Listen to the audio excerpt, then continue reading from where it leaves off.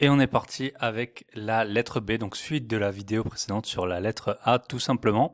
Et avant de démarrer, je vous rappelle que si vous le souhaitez, vous pouvez télécharger sur mon site, donc le lien est en description, les 10 astuces pour le million. Donc vous avez le guide, c'est gratuit. Je vous explique comment atteindre un patrimoine boursier de 1 million d'euros. C'est accessible à beaucoup de monde à condition d'être très discipliné. Faut pas beaucoup de talent, par contre il faut de la discipline, investir régulièrement. Et si, on sait jamais de quoi est fait le futur, mais en tout cas, si on réussit à obtenir la même performance que la performance des 100 dernières années ou des 30 dernières années, on peut très bien constituer avec un revenu moyen, voire un tout petit peu mieux que moyen, un portefeuille d'1 million d'euros le jour de sa retraite. Ou alors, si on investit plus, il est possible de l'atteindre plus rapidement. On commence avec le back-office. Donc le back-office, pourquoi est-ce que j'ai voulu en parler? Parce qu'en fait, c'est souvent les activités des personnes qui travaillent dans la finance. Si vous croisez quelqu'un en soirée qui vous dit « je travaille dans la finance », c'est très probable qu'il travaille au back-office. Et donc, en fait, c'est pas un trader en salle des marchés. Il a sûrement une connaissance qui est limitée des marchés financiers. C'est pas pour rien c'est pas pour ça qu'il y connaît rien, mais en tout cas, la plupart des gens qui travaillent en finance travaillent au back office et ne sont pas le loup de Wall Street. Ensuite, les points de base. Pourquoi c'est important? Parce que en fait, quand on parle de pourcentage, on sait jamais vraiment bien comment exprimer, par exemple, une hausse un taux qui passerait de 2 à 3%. Est-ce qu'il a augmenté de 1% ou est-ce qu'il a augmenté de 50% en passant de 2% à 3%? Donc c'est pour ça, en finance, on parle de points de base. Les points de base, c'est 1 centième, 2%. Et donc, si par exemple, il y a une augmentation de 2 à 3%, on dirait que ça a augmenté de 100 points de base. Donc c'est très important. Souvent les financements des entreprises, elles ont par exemple le taux Euribor plus 100 points de base, donc plus 1%. C'est vraiment quelque chose de classique et ça fait partie du jargon financier. Bear market, c'est l'inverse du bull market, donc c'est quand le marché est baissier. On peut dire par exemple un analyste, il va dire qu'il est bearish sur une action, ça veut dire que lui, il s'attend à ce qu'elle baisse. C'est l'ours avec ses grosses pattes, il vous tire vers le bas, il vous pousse vers le bas. Et à l'inverse, le taureau avec ses cornes, le taureau que tout le monde a déjà vu sur les photos de New York, lui, il vous emmène jusqu'au ciel, jusqu'au gros billet. Donc le bear market, c'est quand le marché il est baissier. La plupart du temps, il n'y a pas vraiment de talent, hein. Quand le marché il baisse, tout baisse. Alors dans des proportions qui sont différentes. Et quand le marché monte, tout augmente. Benchmark, très important. En fait, quand on compare la performance de son portefeuille, il faut la comparer à un benchmark. Il faut comparer ce qui est comparable en finance.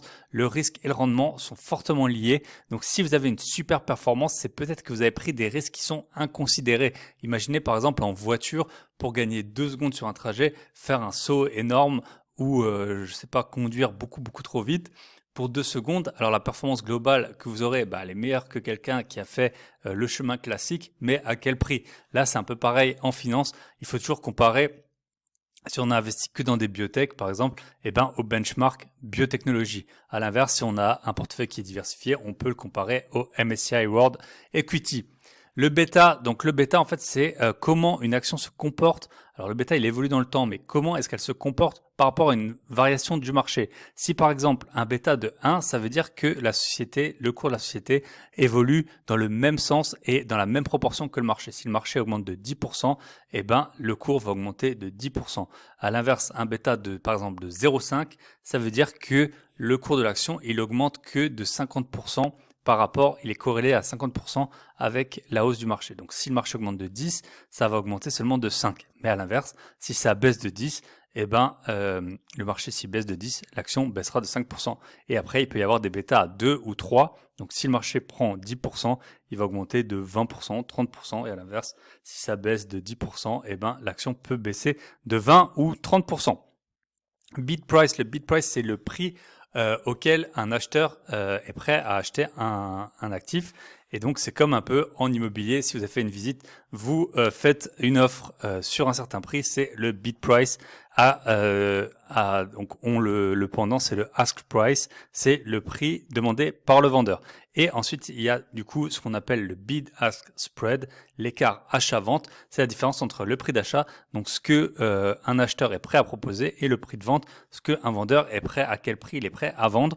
Et plus une société est liquide, plus ses actions sont liquides, plus ce spread, donc cet écart, il est faible. Par contre, sur les sociétés qui ont une faible liquidité, il peut être très important et donc en fait, vous allez prendre un peu cet écart lors de l'achat et de la revente de votre titre et donc parfois vous avez l'impression que vous avez gagné de l'argent mais en fait vous en avez gagné beaucoup moins parce que souvent quand on veut vendre, si on veut vendre vite, on va vendre au bid et si on veut acheter vite, on va acheter au ask et du coup, parfois il peut y avoir plusieurs centimes voire des dollars de différence sur des actions qui sont très peu cotées, très peu liquides. Des bonds, c'est des obligations. Donc les obligations, c'est différent des actions. Les obligations, elles sont aussi cotées, mais c'est des parts de dette. Donc en fait, les grosses sociétés, elles sont beaucoup trop grosses pour que les banques les financent entièrement.